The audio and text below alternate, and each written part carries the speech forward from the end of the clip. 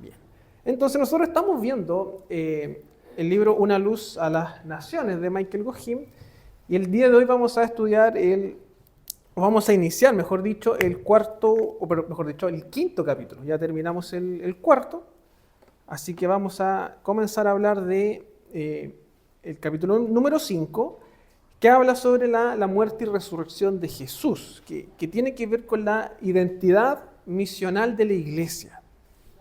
La muerte y resurrección de Jesús tiene que ver con la identidad misional de la iglesia. Así que antes de entrar de lleno a lo que vamos a conversar, creo que es pertinente que podamos hacer un resumen de lo que hemos conversado, de lo que hemos aprendido a la luz de la narrativa bíblica, obviamente. No vamos a contar experiencias, sino que vamos a hablar de la Biblia. Entonces, hermanos, ¿qué historia nos narra la Biblia? Para que lo tengamos presente. ¿Qué eventos o qué cosa vemos en la Escritura? ¿O hasta dónde hemos llegado? ¿Qué hemos visto? ¿Qué hemos aprendido en relación a la revelación bíblica, a la narrativa bíblica?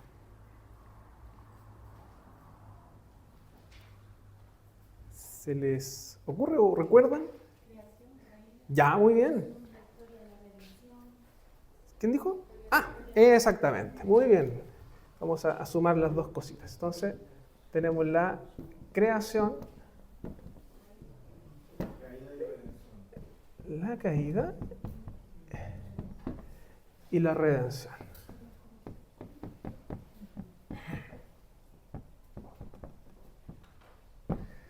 Exactamente. Y bueno, la redención podemos también unirla a lo que nosotros conocemos como la consumación, ¿cierto? O la glorificación, que es cuando el Señor retorne y consume o redima de forma completa toda la caída. Muy bien, ese es el resumen. Pero hay un tema que no lo hemos trabajado tanto, pero sí creo que lo vimos con los hermanos del curso de predicación, que hablamos un poquito más de la redención. No sé si se acuerdan, que hicimos como un zoom a esto, cuando hablamos de la redención. ¿Cómo Dios redime? Porque claro, si hablamos de redención nos quedamos con una idea bien amplia, una pura palabra, pero ¿cómo en la Escritura vemos que Dios redime? Y eso es lo importante. Sí. Puede ser con el hecho de enviar a su Hijo ¿Ya? a morir por nosotros, a pagar el pago que nosotros debíamos pagar, murió por nosotros y a través de él nos dio santo, nos dio justo. Y igual en principio del hecho de la creación, la caída, y ahí ya Dios igual restauró, o sea, desde siempre, desde la creación, Dios tenía pensado que, bueno, como Dios nos conoce todos, la redención final, porque somos pecadores, eso sería más. O sea, en resumen, Jesús, ¿no? Ya. ¿Y eso lo sabía Moisés? ¿Eso lo entendía Abraham? ¿Eso lo entendía Noé? No. Entonces tenemos que ver también cómo la misma Biblia trata esta idea de la redención. ¿Cómo parte la redención? ¿O dónde parte la redención? Pero a lo mejor Noé y Moisés no lo sabían, pero sí sabía, por ejemplo, Moisés que hay una tierra prometida. Noé también sabía que lo había salvado de un diluvio. O sea, siempre Dios lo estaba. Había una relación, una estimación, un cariño. ¿Ya? ¿Alguien se anima? ¿Sí? Cuando Dios cubre con piel a Daniel, ¿Ya? ¿Y eso cómo lo podemos entender? porque Dios siempre proveyó la forma de perdonar el pecado, porque el pecado tenía la culpa, el pecado tiene un costo, o sea, y hay que pagar esa culpa. ¿Ya? Vemos nosotros en Génesis que Dios redime y la primera manifestación de eso son promesas. Y la narrativa del Antiguo Testamento va a girar en torno a promesas. Ellos van a vivir por la fe. De hecho, en Hebreos Hay un capítulo que habla de la fe, que está apuntando a eso. Ellos están dentro de la redención, pero ellos no tienen un panorama completo de la redención. Ellos viven solo por la fe, aguardando las promesas. Entonces, en primer lugar, es Dios quien toma un rol activo en lo que es la redención. Es Dios quien redime.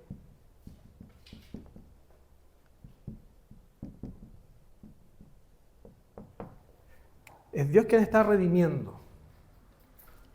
La pregunta es, ¿cómo? ¿Cómo está redimiendo?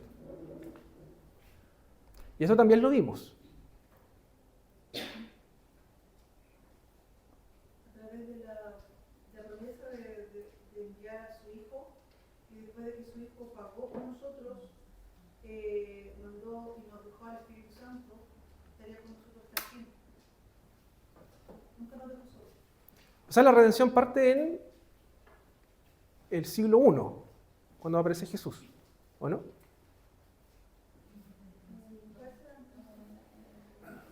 ¿Cómo lo entendemos entonces? Parte desde Génesis. Ya, Con la primera promesa que es la siguiente. ya, promesa, bien. Dios quien toma ese rol activo. Los pactos, Los pactos, ya. Abraham, Jacob, Isaac, Jacob y David. Ya. Noé también, Abraham, ya. Sí. Cuando Dios cubre con piel a Adán y Eva, Él hace el primer holocausto y luego de ahí siguen los holocaustos que en el fondo era la forma de remitir pecados. Ya. Vamos a ver que Dios instaura esa idea del sustituto del sacrificio. ¿Ya? Pero hermanos, es importante de que Dios redime a través de un pueblo. Si no, el Antiguo Testamento no sirve de nada. Y por eso está Israel. Dios conforma un pueblo, el cual tiene, ¿qué cosa? La misión de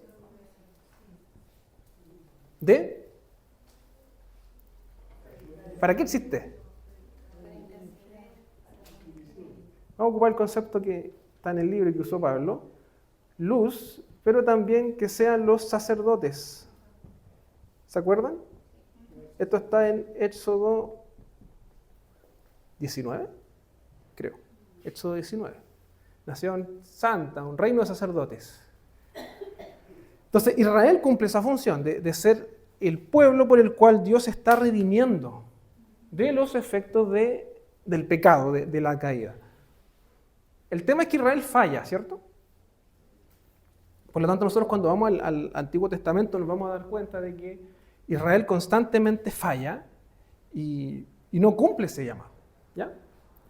El tema es que Dios, a causa de también el problema del corazón y la dureza del corazón, Él promete renovar ese pacto.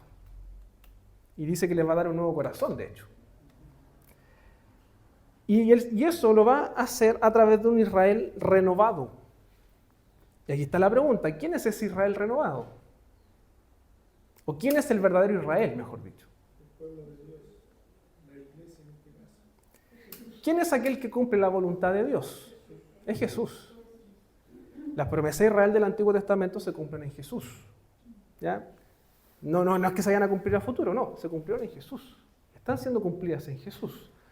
Por lo tanto, Jesús es el Israel perfecto. Jesús es quien cumple todas las exigencias de la ley. Es en Jesús en donde tienen todos estos sacrificios, todas estas reglas ceremoniales, un cumplimiento y un sentido. Todo eso apuntaba a Cristo. Y en Jesús se cumple. Por lo tanto, la historia nos lleva a que Jesús es el elemento clave en la redención. Y eso nos tiene que quitar de la mente esa idea de que Jesús, o el ministerio de Jesús para nosotros es como el plan B de Dios, ya que Israel lo rechazó. Eso está siempre dentro de los planes de Dios. Él venir a restaurar los efectos del pecado. Entonces, eso es lo que hemos visto, que Jesús es ese verdadero Israel, y Él a través de su ministerio lo que hace, en primer lugar, es renovar Israel. Forma un nuevo Israel, por decirlo de alguna forma, a través de judíos, sus 12 discípulos, que prefigura también, o o tiene que ver con estas 12 tribus del Antiguo Testamento. Y luego después los manda al mundo, que es lo mismo que Dios había hecho con Israel. Formaba un pueblo para que fuese luz en medio de las naciones, en todo el mundo. Entonces lo que hace Jesús es renovar este Israel y nuevamente lo vocaciona con el mismo mandato. Por lo tanto, hermanos, nosotros tenemos el mismo mandato que tenía Israel en el Antiguo Testamento. No cambia mucho. Solo que nosotros tenemos más claridad en la Escritura. Entendemos de mejor manera el panorama bíblico, porque Jesús ya vino, Jesús ya hizo su ministerio y ya murió. Israel tenía esta idea de promesa, ellos miraban hacia adelante, pero nosotros miramos hacia atrás, sabiendo que Cristo ya hizo lo que Israel no pudo hacer, y descansamos en eso. ¿Se entiende la idea, cierto? Ya, eso es como un resumen bien resumido de lo que hemos visto en todas las clases anteriores, pero yo quiero hacerle la siguiente pregunta, y que tiene que ver ya con el tema que vamos a tratar el día de hoy, que es la muerte y la resurrección de Jesús, que también son elementos claves en la narrativa bíblica. Una iglesia que no predica la muerte y resurrección de Cristo en realidad no está teniendo el fundamento sólido de su fe. Yo les quiero hacer la siguiente pregunta y aquí quiero escucharles. ¿Qué entienden ustedes con relación a esto? ¿Para qué murió Jesús en la cruz? ¿Se lo han preguntado alguna vez? ¿Para qué murió Jesús en la cruz? Es una pregunta simple. ¿O por qué podría ser? ¿O para qué? Pero ¿por qué hizo eso? ¿Por qué murió Jesús en la cruz? ¿O para qué?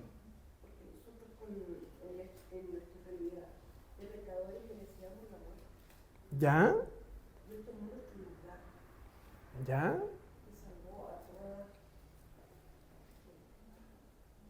No toda la humanidad, ¿Ya? pero salvó a su pueblo, a los que en él creían. ¿Ya? Él tomó nuestro lugar. ¿Un sustituto? Sí, sustituto, ¿ya? Me parece bien. ¿Alguien más? Después de hermana Jessica. Sí, no, dale usted, no. Agregando a eso, el sustituto fue presentado por Dios.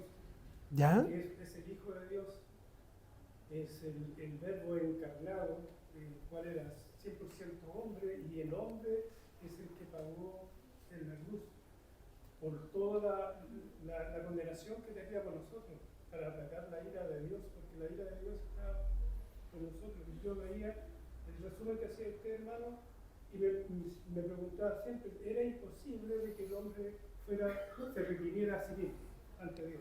Era imposible, Dios lo sabía. Y por eso es que tenemos la promesa de la simiente, porque era la única forma de que fuéramos redimidos. Y me recuerdo del sustituto que veíamos a Abraham también, con Isaac. Con Isaac, y que no le permitió que sacrificara a su hijo, sino que él puso el sacrificio, que fue un carnero que estaba enredado en la zarza. Entonces, Dios ha puesto siempre la solución de los problemas del hombre, y en este caso Dios fue el que proveyó este sustituto que fue su hijo. ¿Ya? ¿Alguien más? ¿Sí? Que los pecados se pagaban con un sacrificio, con un holocausto, y Jesucristo vino a pagar por nosotros. Él se ofreció como holocausto, hizo el sacrificio por nosotros para pagar por nuestros pecados.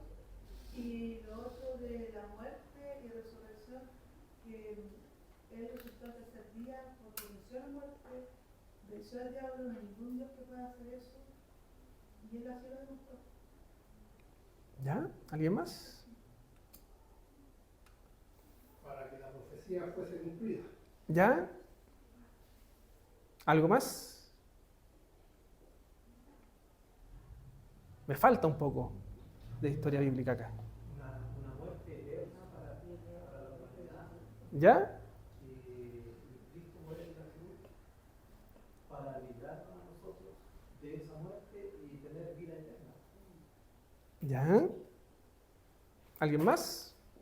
Y era un plan de Dios, porque Dios desde el inicio de la creación, Él sabía que se iba a comportar el hombre y tenía todos los planificados. Sí, acá. Para que el hombre volviera al principio, donde fue creado, y redimir para que vuelva ya Al origen, ¿no? al origen. Todo vuelve al origen. Bien. ¿Qué más? ¿Alguien más? Ya, para la gloria de Dios. Falta algo, hermanos, falta algo. Es como una moneda. Ustedes me están dando solamente una cara de la moneda. Analicemos esto. ¿Se acuerdan? Creación, caída, redención. ¿Qué es la creación?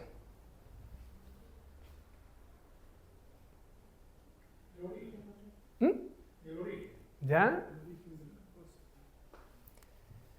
Pero si tuviésemos que describir, ¿qué es la creación? ¿Ya? ¿Y cómo vemos esa obra? ¿Ya? ¿Pero qué es la creación en sí?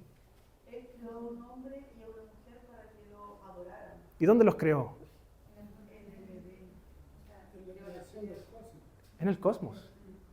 Los creó en el mundo. ¿Por qué yo les digo que les faltaba algo?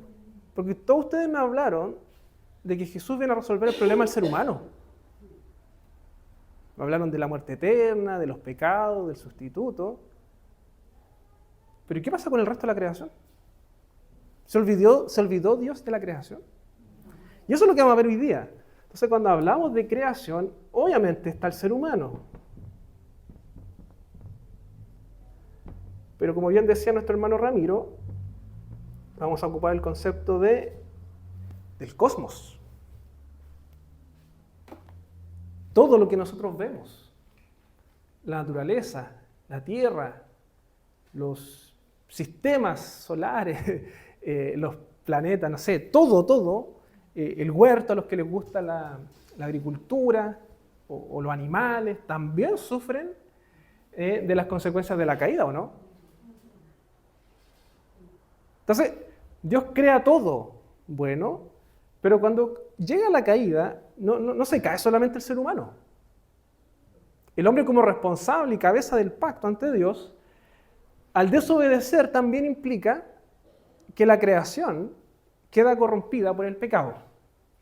Y de hecho creo que Génesis 3, el Señor da una maldición a la tierra, si no me equivoco, ¿cierto? A Adán. Le dice que con el sudor de su frente, algo así, va, maldita sea la tierra, que le va a costar producir. O sea, la caída no solamente afectó al ser humano, sino que también afecta la creación. Y eso es importante. ¿Por qué? Porque cuando Jesús viene a redimir, ¿vendrá solamente a redimir al hombre? Viene a redimir toda la creación. Por lo tanto, la muerte de Cristo también apunta a una renovación del cosmos. No es que venga a salvar el alma del perrito o venga a salvar el alma de un árbol, no. Lo que está diciendo es que el sacrificio de Cristo viene también a redimir los efectos de la caída, ya sea del cosmos, las cosas que vemos, y vamos a ver más adelante, o quiero que lo describamos ahora, qué cosas afectó el pecado. El ser humano, ¿cierto? Y ustedes bien lo mencionaban, la muerte. La muerte es lo que más nos pega a nosotros, ¿cierto? Pero ¿qué otras cosas más ha hecho el pecado o hizo el pecado? También la naturaleza, porque cuando mandó a construir un arca, destruyó también con el diluvio todo lo que estaba creado. ¿Ya? Los animales también. Los animales también. Yo no sé si estaré equivocado o no, pero yo creo que, en cierto sentido, que el hombre no pueda domar o dominar a todos los animales, puede ser también efecto del pecado. Porque veíamos en el relato del Génesis que Adán le ponía nombre a todos los animales, lo que quiere decir es que él tenía dominio sobre todos los animales, pero hoy en día el ser humano no puede controlar y dominar todos los animales. Se mataban entre sí. Claro. Se mataban entre sí. Ahí me entra una duda después de después de la caída hay un cambio igual en la naturaleza sí, pero los animales también se produce un cambio como de su comportamiento. Yo creo que sí, ¿eh? De hecho los animales mueren. Y la muerte ya también es un efecto del pecado. Puede ser que también el carácter del animal haya cambiado, no lo sé, pero yo a la luz de la Biblia entendería que sí. ¿No, Ramiro? Su alimentación cambió, porque antes el animal no se comía el otro animal, se comía hierba y comía igual que el ser humano, tenían la misma alimentación. Claro. Eso genera todo un debate, entender cómo se alimentarían los animales, si era necesario morir o a través de lo que había podían vivir. Parece que se alimentaban de hierbas, Entonces, el alimento que producía la tierra se alimentaba. habría que también estudiar eso, pero de eso daba una conversación más larga, sí. Pero sí, podría ser, porque muchas cosas cambiaron también. La naturaleza, el tema de la infertilidad, tanto en las personas, en la creación, el tema de que no todos los terrenos son fértiles, los mismos animales. Vemos también el tema de, por ejemplo, las deformaciones, tanto a nivel de animales, personas. Pero hay otra cosa más, hermanos. Nosotros empezamos a ver que también los sistemas se corrompen, las sociedades. Porque Génesis nos empieza a narrar de que empiezan a construir ciudades. ¿Quién construye la primera ciudad? ¿Se acuerdan? Caín. O los descendientes de Caín empiezan a desarrollar y nos empiezan a mostrar esta idea de que el ser humano produce, pero muchas veces esa producción está asociada al pecado, corromper sistemas. Empezamos a ver religiones falsas, líderes idólatras, sistemas injustos. ¿Ya? Hoy en día nos quejamos de que la sociedad está mala, que los sistemas son injustos, que los políticos se aprovechan. Esos son efectos del pecado también. No es algo antojadizo que a ellos se les ocurrió aprovecharse del sistema, no. El pecado produce eso, que hayan sistemas corruptos. Que usted ve a un sistema educativo, un colegio, esperando de que le enseñen a su hijo y en realidad lo que están haciendo es mal enseñando. Los sistemas son así. Y esos son los efectos del pecado. Por lo tanto, cuando hablamos de redención y que el Señor Jesucristo a través de su muerte y resurrección viene a redimir la creación, no podemos desligarnos de las otras cosas. No es solamente la salvación del hombre, sino que Dios viene a redimir todos los efectos del pecado. Gohim dice lo siguiente: la crucifixión, desde una comprensión correcta, es la culminación de la obra de Cristo de reunir un pueblo. Es el acontecimiento que da inicio a la misión de la comunidad que Jesús reunió. Fíjense lo que señala acá. La comprensión evangélica de la obra de la cruz suele hacer hincapié en que nos fue quitada la culpa. Jesús murió por mí. Estoy perdonado y justificado. Desde esa perspectiva, el resultado de la crucifixión es un individuo justificado, que es lo que yo les decía al inicio. Cuando vemos o centramos que la obra de Cristo solamente me viene a rescatar de la muerte eterna, lo que estamos diciendo es que Jesús en su muerte vino a justificar a una persona solamente, y no una comunidad transformada. Este es el enfoque que le da Gohim a esto, de que el Señor no viene a salvar personas individualmente. Jesús viene a renovar la creación a través de una comunidad renovada, en este caso su pueblo o la iglesia. El significado de la cruz queda reducido a una mera transacción salvífica que permite que un pueblo pecaminoso y violento, junto con estructuras caídas, siga sustancialmente igual sin cambiar en absoluto.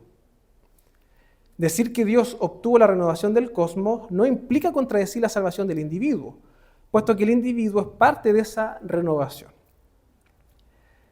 Entonces, ¿cuál es el problema que muchas veces tenemos como iglesias? Y aquí hablo a nivel general. Que entendemos que la redención aplica solamente para el alma. Y es como que ya yo creí en el Señor, me salvé del infierno y estoy listo. Esa es una comprensión bastante simplificada de lo que es la obra de Cristo. ¿Por qué? Porque nos estamos olvidando de todos los otros efectos del pecado. Entonces creemos que ser cristiano o ser parte del pueblo de Dios es solamente ir al domingo a la iglesia. Y estoy bien, cumplí, check.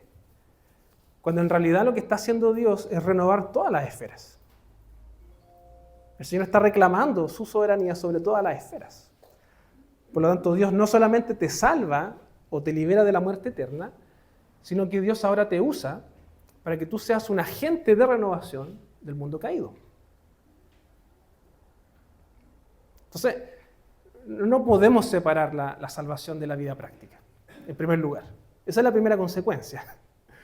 Si somos cristianos, si el Señor nos ha renovado y entendemos el Evangelio, en primer lugar nuestra vida debe reflejar eso. ¿Ya? Porque uno podría decir, bueno, pues yo voy a la iglesia, el Señor me salvó, estoy listo. La redención del Señor aplica sobre todas las cosas, sobre cada área de tu vida. Y creo que lo conversábamos anteriormente. La esfera social, la esfera económica, tus relaciones con las personas, tu familia, tu matrimonio. Todo eso también es parte de la redención. No puedes pretender creer que Dios te ha salvado y te ha redimido si en toda tu otra vida o toda la otra esfera de tu vida no refleja eso. Como que no tiene sentido. A veces como que tendemos a caer en este dualismo de separar lo religioso de lo secular, como a veces se dice, o de lo espiritual de lo material. No sé si han escuchado ese juego de palabras. El Señor redime toda la esfera. Lo espiritual, la salvación o la culpa de ir al infierno, pero también redime tu vida. Y eso es lo que el Señor está haciendo, redimir todas las estructuras. Y para eso vamos a leer Juan 1:29. Así que vamos a abrir la Biblia y vamos a leer Juan 1:29. El primero que lo encuentra, que lo lea, por favor.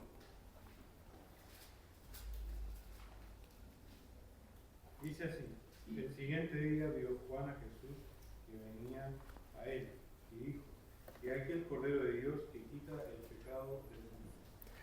He aquí el Cordero de Dios que quita el pecado del mundo. A los que les gusta la teología podría darse vuelta en este tema de mundo. ¿Qué quiere decir mundo? Claro, de tal manera amó Dios al mundo. Él es la propiciación de los pecados de todo el mundo. Igual es complejo el manifiesto porque dice quita el pecado del mundo. Y uno siempre dice, o tiende a pensar todo el mundo, todo, salvar a toda la humanidad. Y no es así, que solamente son los pecados. Nuevamente el mismo error. Mundo viene de la palabra cosmos.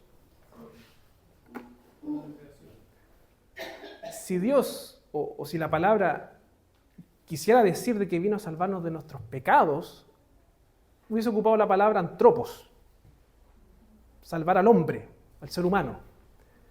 Pero acá está hablando de cosmos. ¿Qué significa cosmos? ¿Alguien sabe en griego? ¿O alguien ha escuchado o más o menos tiene una idea de lo que significa cosmos? ¿Les suena o no? Cosmos. Espacio, ¿sí? Cosmología, ¿o no? Cosmovisión, visión de mundo. ¿Han escuchado? Yo creo que las mujeres más que los hombres. Cosmética. ¿Qué es la cosmética? Maquillarse. Cosmética, o esa palabra viene de cosmos.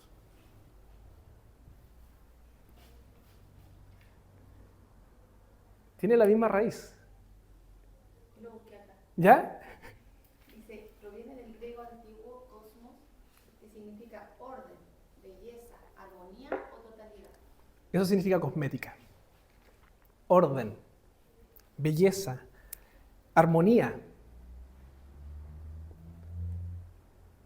Entonces cuando Juan dice, he aquí léelo Pablo de nuevo, porfa, si es que lo tienes. Juan 1:29. ¿La NBI o no? Cualquiera. La NBI dice: al día siguiente Juan vio a Jesús que se acercaba a él y dijo: he aquí el Cordero de Dios que quita el pecado del mundo. Que quita el pecado del mundo, del cosmos. ¿A qué está apuntando aquí estas palabras? A la creación que es buena. La creación que es bonita. Que estéticamente es hermosa. Que tiene armonía. Que tiene lógica. Entonces, a veces, claro, cuando hablamos del mundo en la Biblia, pensamos de que está hablando de todos los hombres. En algunos contextos, el mundo habla de hombres. Pero vamos a ver que cuando está en esta idea de cosmos, en el original, está hablando de todo, lo que Dios creó en armonía, en perfecto diseño, en perfecto orden.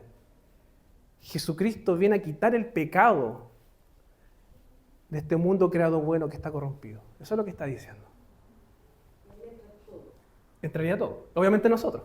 La salvación.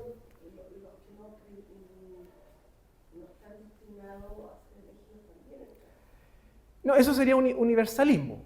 Aquí lo que está diciendo el punto es que Dios viene a restaurar los efectos del pecado en la creación, en su totalidad. Y eso también va en línea con lo que nosotros vemos de la elección soberana, que son dos cosas que van de la mano. O sea, por un lado, Dios está renovando los efectos del pecado en la creación, pero por otro lado, Él también escoge a su pueblo. Por lo tanto, ahí claro, podríamos caer en esa idea de universalismo, de pensar que está apuntando a todas las personas, pero acá lo que está hablando es todas las dimensiones de lo creado. ¿Ya? Porque la Biblia es clara al mencionar de que Dios escoge un pueblo. ¿Ya? Nosotros no creemos en el universalismo. ¿Ya? Y eso es importante mencionarlo, hermano, ¿ya? Por si a lo mejor se estaba entendiendo eso. Bíblicamente la Escritura no menciona esta idea universalista. El universalismo enseña de que, a final de cuentas, todo ser humano se va a salvar. Nosotros no creemos en eso. Nosotros creemos de que Dios ha escogido un pueblo. O sea, el Señor vino a redimir a su pueblo. A su pueblo. O sea, Dios viene a redimir la creación y dentro de la creación Él tiene un pueblo escogido, que es el agente por el cual renueva esta creación. Esa es la idea. ¿Ya? Claudia. No tengo una duda.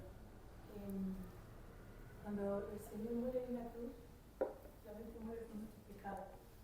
O sea, muere por el pecado solamente porque Él va a redimir, ¿cierto? No de todo, De todo el- las personas. Sí, esa es una buena pregunta. Sí, eso igual da para largo. Pero en términos simples y también lógicos, al menos los presbiterianos reformados creemos en la expiación limitada. ¿Ya? De hecho, uno de los 5 puntos del calvinismo, creo que el tercero, expiación limitada, que señala de que Cristo muere por los pecados del pueblo que Dios le dio, de las ovejas que el Señor le dio. ¿Por qué? Porque el mismo Jesús lo dice en primer lugar. Él da su vida por sus ovejas. Pero también hay otros aspectos.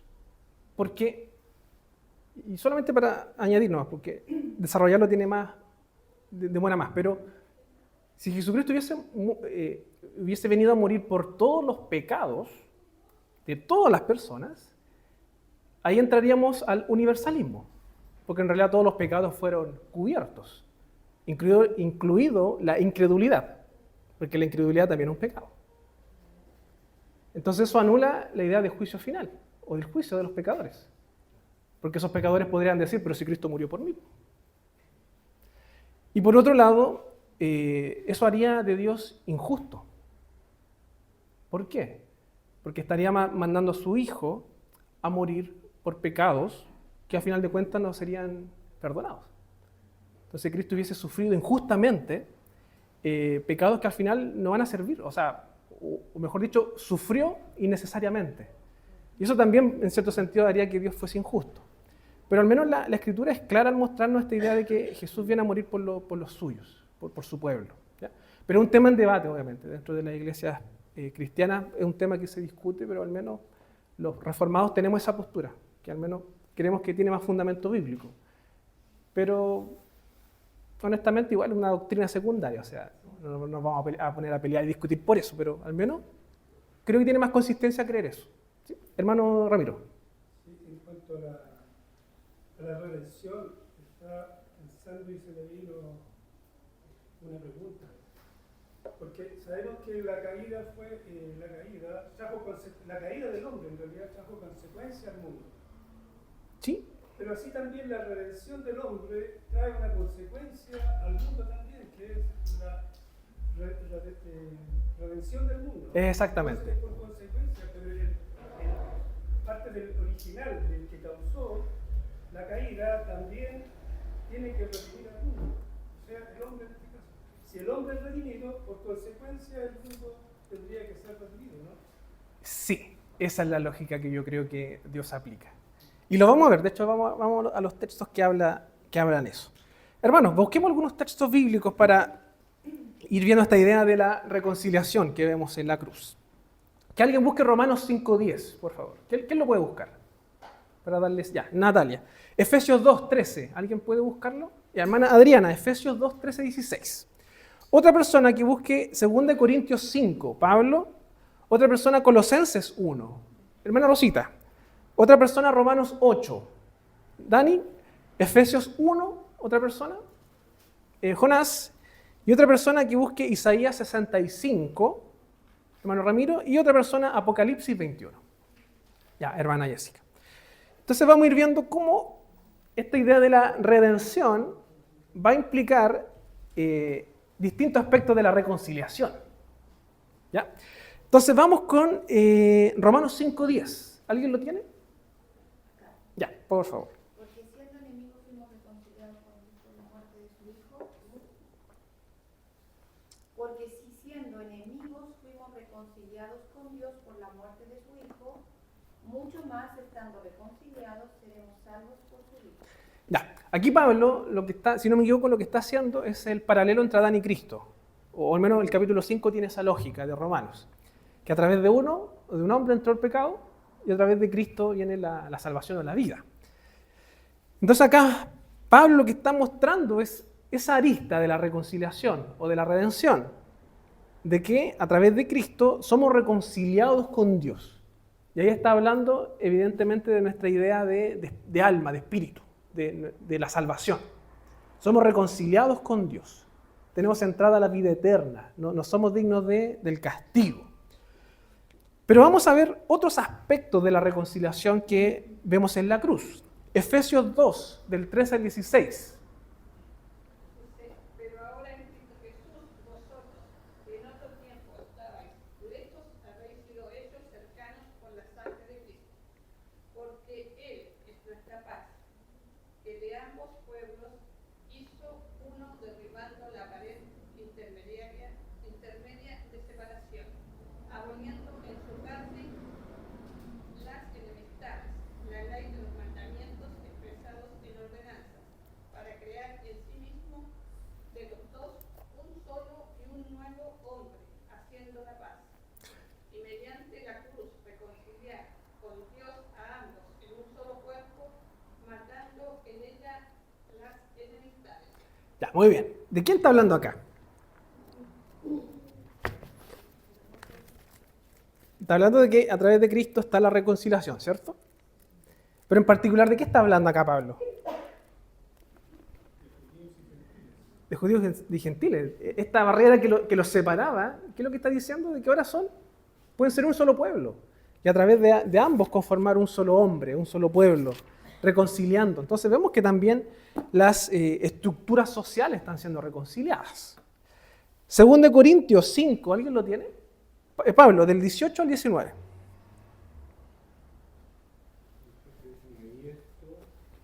Y todo esto proviene de Dios, que es quien nos reconcilió consigo mismo por Cristo y nos dio el ministerio de la reconciliación.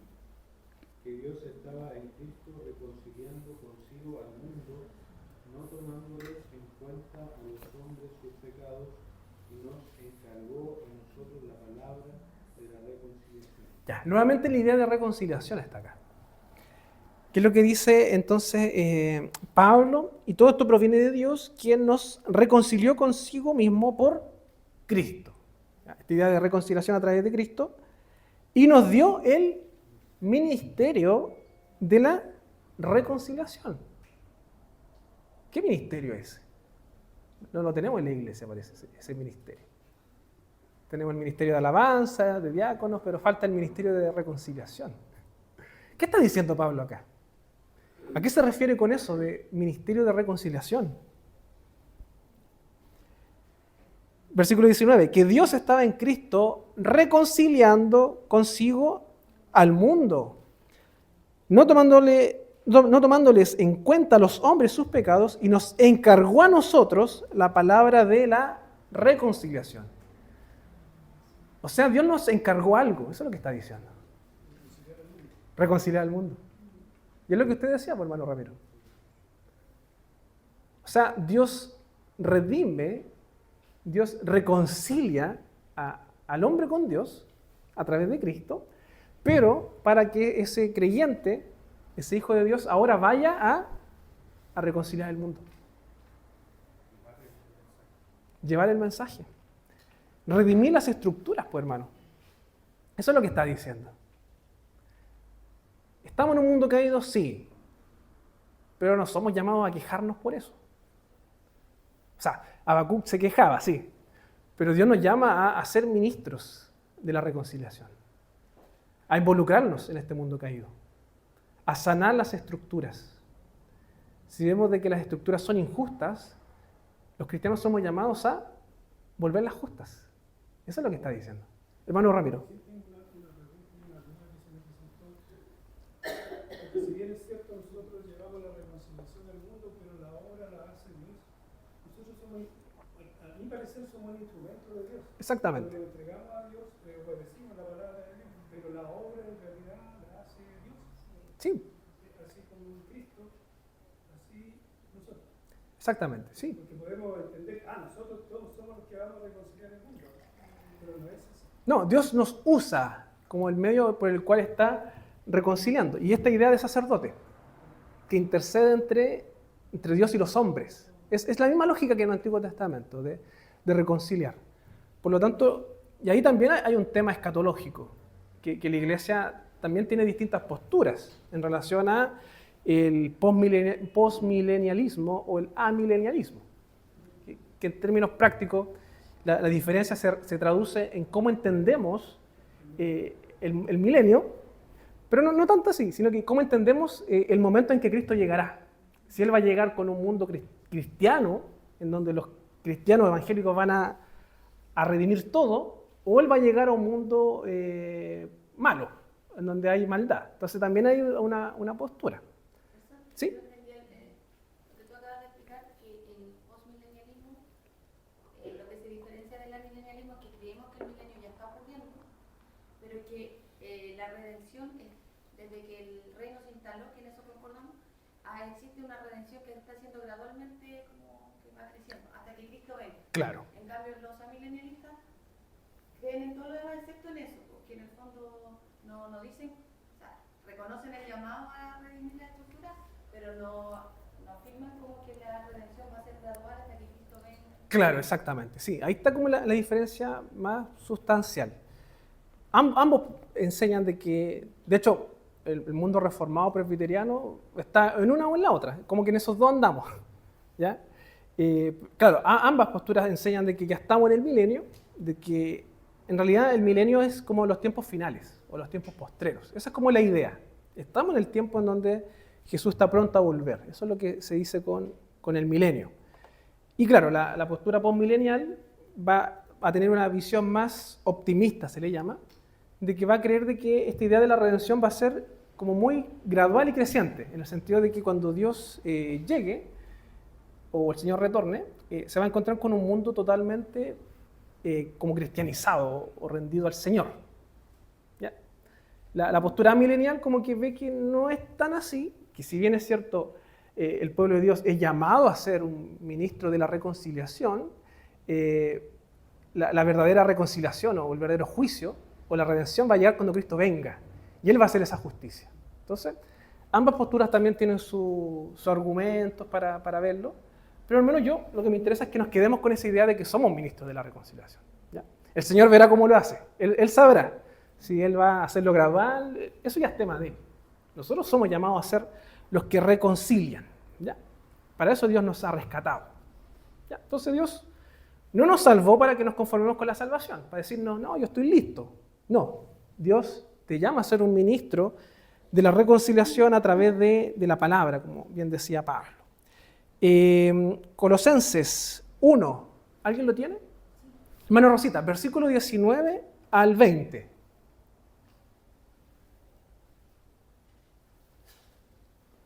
Por cuanto agradó al Padre que Él le habitase toda plenitud, y por medio de Él reconciliar consigo todas las cosas, así que las que están en la tierra como las que están en los cielos, haciendo la paz mediante la sangre de su cruz.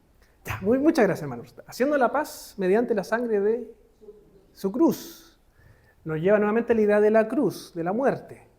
Pero dice, o trata esta idea de reconciliar todas las cosas, ¿cierto, hermana Rosita? Mencionaba esa idea. Las que están en los cielos como en la tierra. O sea, está trayendo esta idea del todo, ¿ya?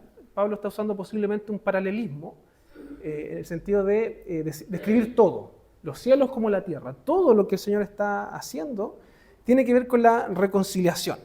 Vamos rápidamente, hermanos, con Romanos 8, 19 al 22. Y otra persona se prepara con Efesios 1.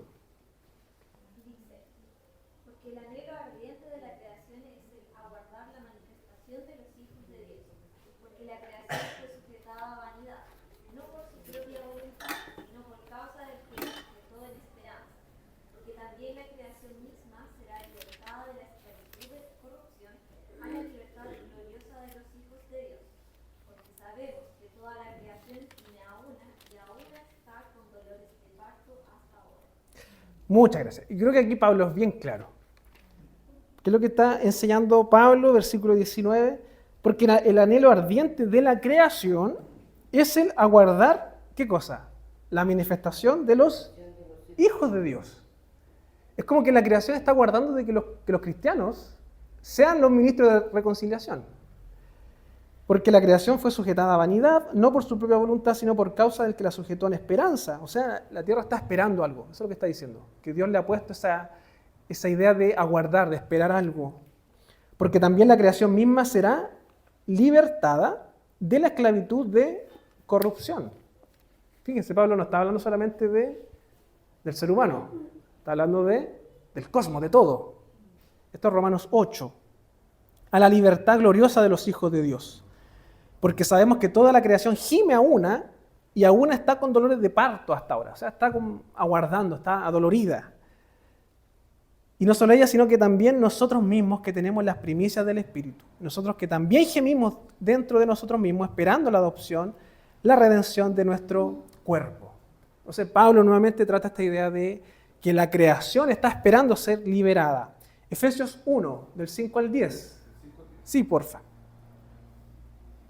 En amor, habiéndonos predestinado para ser adoptados hijos suyos por medio de Jesucristo, según el puro afecto de su voluntad, para alabanza de la gloria de su gracia, por la cual nos hizo aceptos en el amado, en quien tenemos redención por su sangre, el perdón de pecados según las riquezas de su gracia, que hizo sobreabundar para con nosotros en toda sabiduría e inteligencia, dándonos a conocer el misterio de su voluntad, según su beneplácito, el cual se había propuesto en sí mismo, de reunir todas las cosas en Cristo, en la dispensación del cumplimiento de los tiempos, así las que están en los cielos como las que están en la tierra. Nuevamente la misma idea de Pablo.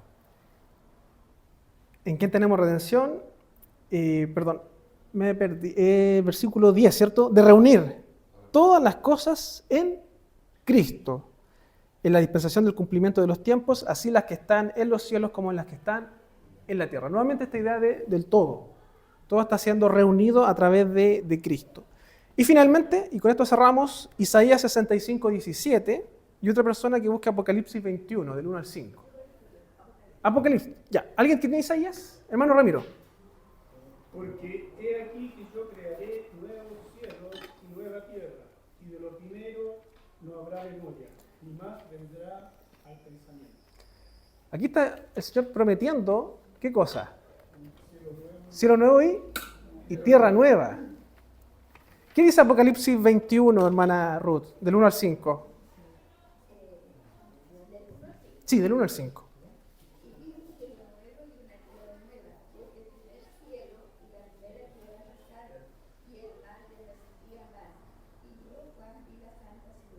la nueva Jerusalén, descender del cielo de Dios, dispuesta como una esposa cambiada para su marido. Y oí una gran voz del cielo que decía: He aquí el tabernáculo de Dios con los hombres, y él morará con ellos. Hasta ahí no va, hermana, hasta el 3. Sí, hasta el 3.